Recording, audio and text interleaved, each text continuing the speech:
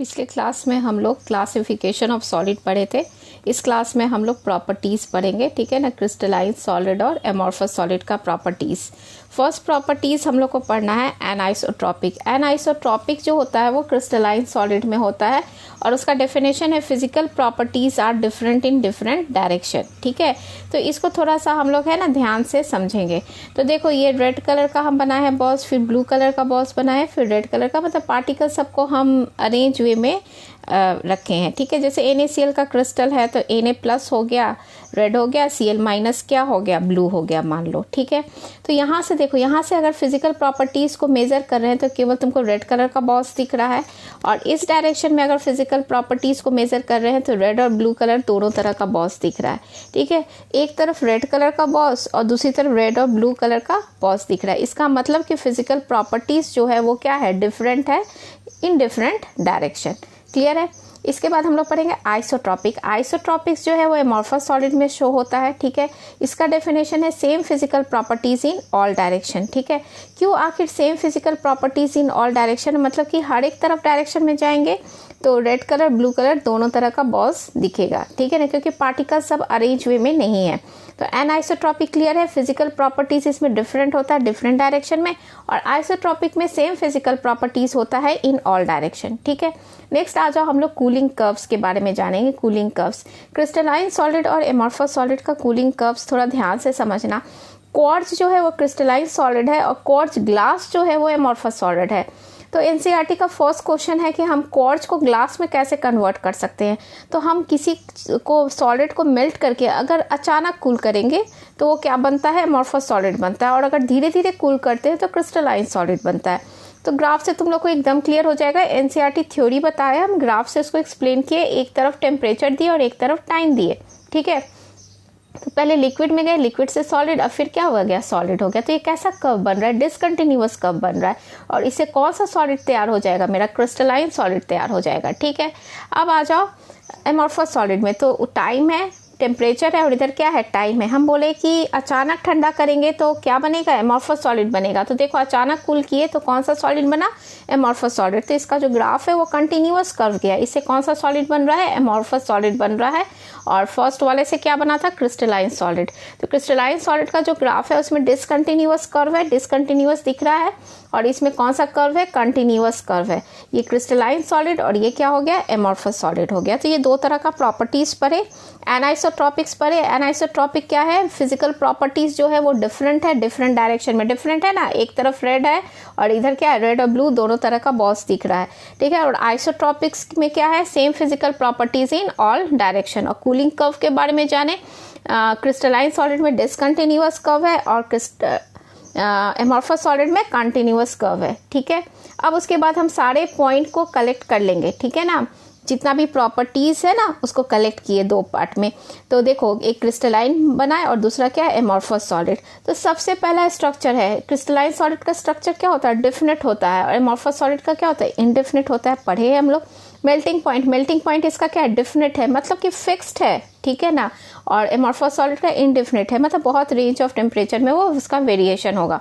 Heat of fusion बताए थे, solid से लिक्विड में जाना। तो हीट ऑफ फ्यूजन भी इसका क्या है, डेफिनेट है, और एमॉर्फस सॉलिड का क्या है, इनडेफिनेट है। नेचर, अभी हम एनाइसोट्रॉपिक बताए ना, क्रिस्टलाइन सॉलिड में क्या होता है, anisotropic, physical properties are different in different direction. इसका क्या है, आइसोट्रॉपिक। आइसोट्रॉपिक क्या हो गया, same physical properties in all direction. Cooling curve, इसका क्रिस्टलाइन सॉलिड का कूलिंग कर्व क्या था, डिसकंटिन्यूअस कर्व था, इसका क्या था, कंटिन्यूअस कर्व था। क्लीवेज प्रॉपर्टी, अगर हम क्रिस्टलाइन सॉलिड, क्लीवेज प्रॉपर्टी हो गया, टकटिंग विद शार्प नाइफ ले लो, टूटना। तो अगर क्रिस्टलाइन सॉलिड को हम लोग कट करेंगे तो रेगुलर सरफेस आएगा, और एमॉर्फस सॉलिड को कट करेंगे तो क्या होगा, इरेगुलर सरफेस आएगा। तो जितना भी प्रॉपर्टीज था उसको हम लोग एक जगह क्या किए हैं, कलेक्ट कर लिए हैं, ठीक है। नेक्स्ट जो हम बता रहे हैं, ये आया हुआ क्वेश्चन है एग्जाम का, थोड़ा समझना भी है, ध्यान से समझ लो। एमॉर्फस सॉलिड को सुपर कूल्ड लिक्विड बोलते हैं। सुपर कूल्ड लिक्विड मतलब एमॉर्फस सॉलिड के पास भी टेंडेंसी है फ्लो करने का, ठीक है ना। तो कहाँ देखने के लिए मिला, ओल्ड हिस्टोरिकल बिल्डिंग का जब हम लोग ग्लास पैन देखे तो नीचे थिक था एज कम्पेयर टू टॉप। इसका मतलब क्या बता रहा है कि ग्लास के पास भी टेंडेंसी है फ्लो करने का। तो यहाँ देखो लिखे, this is because glass has tendency to flow, ठीक है ना। नेक्स्ट क्वेश्चन भी जो एग्जाम में आया है, पूछा है कि ओल्ड हिस्टोरिकल बिल्डिंग का ग्लास जो है वो स्लाइटली मिल्की दिखा। मिल्की मतलब धुंधला, ठीक है ना। क्यों दिखा धुंधला? कारण क्योंकि क्या हुआ, दिन के समय हीट हुआ डे टाइम में, और नाइट में धीरे धीरे कूल हुआ। और अभी तुम लोग को पता है कि अगर धीरे धीरे कूल करते हैं तो कौन सा कैरेक्टर आ जाता है? क्रिस्टलाइन कैरेक्टर आ जाता है, जिसके कारण क्रिस्टल के कारण वो स्लाइटली क्या दिख रहा है? मिल्की दिख रहा है, ठीक है। तो सुपर कूल लिक्विड के बारे में हम लोग जाने कि अमॉर्फस सॉलिड को हम लोग सुपर कूल लिक्विड भी बोलते हैं, ठीक है। एक यूजेस है इसके बारे में, अमॉर्फस सॉलिड का बहुत जगह यूजेस है, पर ये एक ये इम्पॉर्टेंट है तो हम इसको भी बता दिए कि अमॉर्फस सिलिका जो है उसको हम लोग यूज़ करते हैं फोटोवोल्टेइक सेल में। उसके पास कैपेबिलिटी होता है क्वांटम एनर्जी ऑफ लाइट को किस में चेंज करने के लिए? इलेक्ट्रिसिटी में चेंज करने के लिए, ठीक है। तो यहाँ मेरा classification of properties of crystalline solid और अमॉर्फस सॉलिड खत्म हुआ। अब इसके बाद इस चैप्टर में न्यूमेरिकल पार्ट आएगा और इस चैप्टर को थोड़ा आप पढ़ना है अलग तरीके से। तो हम लोग पहले जानेंगे जनरल डेफिनेशन सारा सीबीएसई बोर्ड का आया हुआ है। स्पेस लैटिस किसको बोलते हैं? यूनिट सेल किसको बोलते हैं? क्रिस्टल स्ट्रक्चर, ठीक है ना, लैटिस स्ट्रक्चर। तो डेफिनेशन जान लेना और समझना भी इस चैप्टर को, ठीक है। तो सबसे पहला है स्पेस लैटिस और क्रिस्टल स्ट्रक्चर, ठीक है ना। ये होता क्या है? तो 3D स्ट्रक्चर है which indicates the arrangement of infinite atoms और इनफाइनाइट यूनिट सेल, ठीक है। तो देखो क्रिस्टल स्ट्रक्चर, ठीक है ना, क्रिस्टल स्ट्रक्चर में क्या है? बहुत सारा यूनिट सेल है, ठीक है। तो उसको हम लोग क्या बोल रहे हैं? क्रिस्टल स्ट्रक्चर बोल रहे हैं। 3D स्ट्रक्चर हुआ वो। यूनिट सेल क्या हुआ? यूनिट सेल है smallest part of A crystal structure which gives complete information about solid.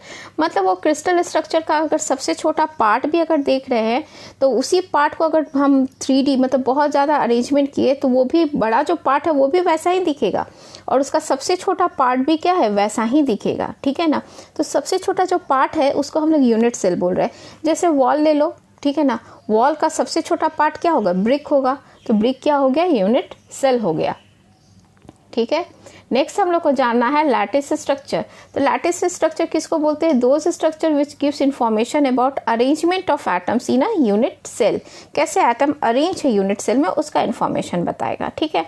अब इस चैप्टर को समझने के लिए यहाँ से सारा पॉइंट को दिमाग में रखना है। बहुत इंटरेस्टिंग चैप्टर है। कॉर्नर्स कितना होता है? देखो यहाँ कॉर्नर्स कितना हो गया? हम क्रिस्टल यूनिट सेल बनाए हैं, ठीक है ना, क्रिस्टल का। तो कॉर्नर्स तुम लोग को कितना दिख रहा है? ये 8 कॉर्नर्स दिख रहा है ना।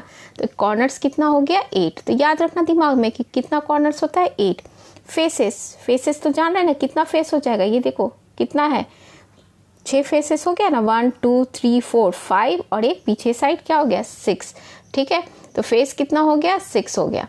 अब नेक्स्ट है बॉडी सेंटर। बॉडी सेंटर हमेशा 1 होगा, जो सेंटर में रहेगा उसी को बॉडी सेंटर बोलेंगे। एजेस हम लोग जानते हैं ना, एजेस कितना होता है? 12 होता है। इंटरसेप्ट्स ऑन एक्सिस, देखो इंटरसेप्ट्स ए बी और ये क्या हो गया? सी। और इंटरफेशियल एंगल बोलेंगे एंगल बिटवीन 2 कॉन्सिक्यूटिव फेसेस। तो देखो ये अल्फा हो गया, तो ये बीटा हो गया, तो ये क्या हो जाएगा? गामा हो जाएगा, ठीक है। तो दिमाग में बस याद रखना है क्या? कॉर्नर्स हमेशा 8, फेस कितना होगा? 6, एजेस 12, ठीक है ना। बॉडी सेंटर क्या हो गया? 1, इंटरसेप्ट्स हो गया A B C, interfacial angle हो गया अल्फा बीटा गामा, ठीक है। अब नेक्स्ट पढ़ना है टाइप्स ऑफ यूनिट सेल, ठीक है ना। सबसे पहला है simple, primitive, basic unit cell. तुम लोग को ये तीनों नाम याद रखना है, सिंपल भी, प्रिमिटिव भी, बेसिक यूनिट सेल, ठीक है।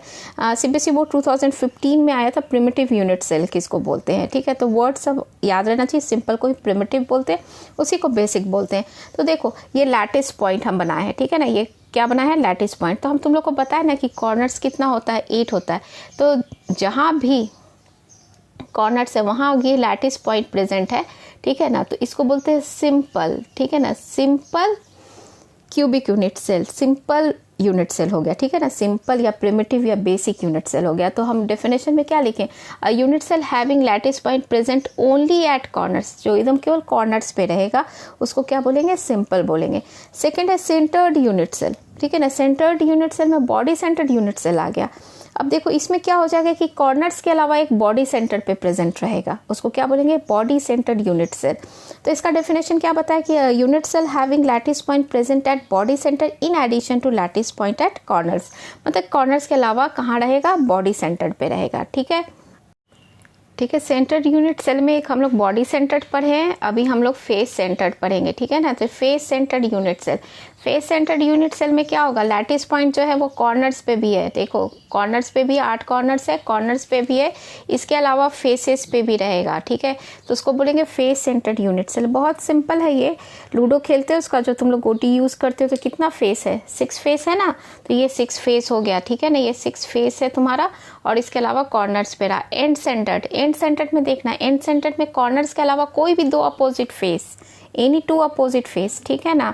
तो देखो एंड सेंटर्ड यूनिट सेल का हम डेफिनेशन क्या लिखा है कि unit cell having lattice point present at the centre of any 2 opposite faces in addition to lattice point at corners, तो उसको क्या बोलेंगे, एंड सेंटर्ड यूनिट सेल बोलेंगे, ठीक है। तो हम लोग सबसे पहला पढ़े टाइप्स ऑफ यूनिट सेल में सिंपल, सिंपल में केवल कॉर्नर्स पे रहेगा। सेंटर्ड यूनिट सेल 3 टाइप्स का रहा, पहला है बॉडी सेंटर्ड, बॉडी सेंटर्ड मतलब कॉर्नर्स के अलावा एक बॉडी सेंटर्ड पे रहेगा। Face centred, face centred unit cell क्या हो गया, कॉर्नर्स के अलावा ईच फेसेस पे, और एंड सेंटर्ड क्या हो गया, कॉर्नर्स के अलावा एनी 2 अपोजिट फेसेस पे, ठीक है। अब नेक्स्ट क्लास में हम लोग है ना ब्रेवियस लैटिस पढ़ेंगे, 7 क्रिस्टल सिस्टम और 14 टाइप्स ऑफ यूनिट सेल, और फिर उससे हम लोग न्यूमेरिकल बनाना शुरू करेंगे, ठीक है।